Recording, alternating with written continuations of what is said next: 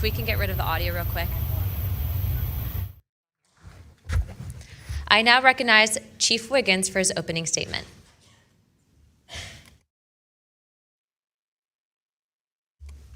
Please press your button. Thank you. Good morning, Chairwoman Luna, Ranking Member Crockett, and members of the task force and the committee. Thank you for the opportunity to testify today. My name is Alexandro Wiggins. I'm an active duty U.S. Navy Operations Specialist, Senior Chief Petty Officer, father of 3, and dedicated American testifying today in my personal capacity. The views I share are my own, and I do not represent the official positions of the Department of the Navy or any subordinate organization. On the evening of February 15th, 2023, at approximately 19:15 PST, in the Whiskey 291 warning area off the coast of Southern California, I was serving on board USS Jackson.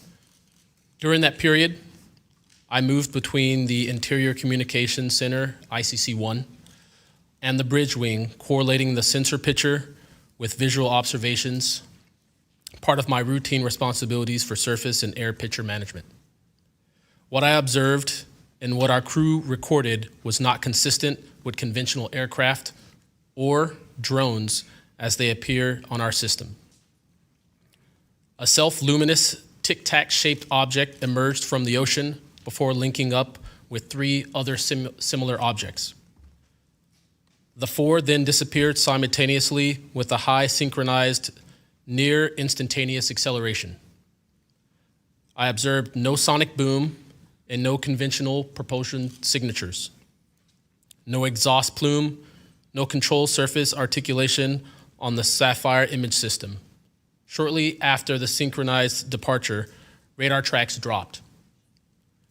These observations were multi-sensor and recorded inside of ICC-1 with time location overlay visible in our source frames that have been made public by journalists. From my experience operating in this region over many years and consistent with our public characterized encounters, unidentified objects reoccur in United States operation areas off Southern California.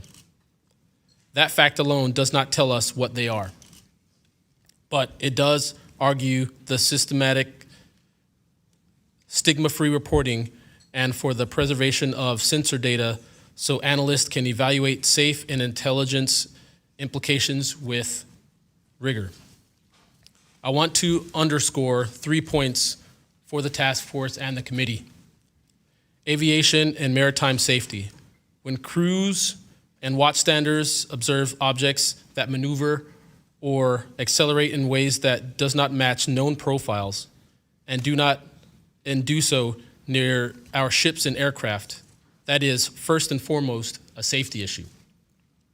Standardized checklists and training should ensure we capture the best possible sensor data in real time, including IR settings, slant range estimates, and bearing and range altitude snapshots, and immediate chain of custody for any recordings.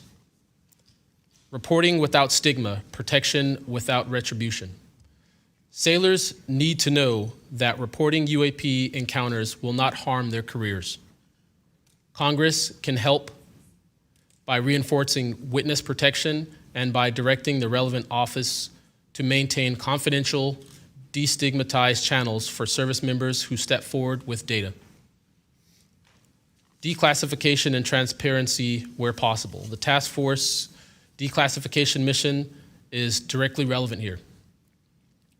Where operational security permits releasing metadata preserved sensor excerpts or at least technical summaries would improve public trust and accelerate outside scientific scrutiny. That includes, when feasible, the time geo-reference IR frames and radar parameters needed for independent analysis. To be clear, I am not here to make claims beyond my lane. I am here to provide a first-hand account of what I saw, what our systems recorded, and why it matters for safety, for intelligence, and public confidence. My request to you is practical. Help us capture, protect, fairly evaluate the evidence, and provide a safe pathway for those in uniform to report it.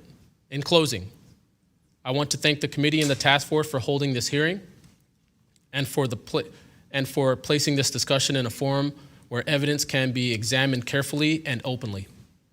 I appreciate your attention and stand ready to answer your questions. Thank you. Thank you, Chief.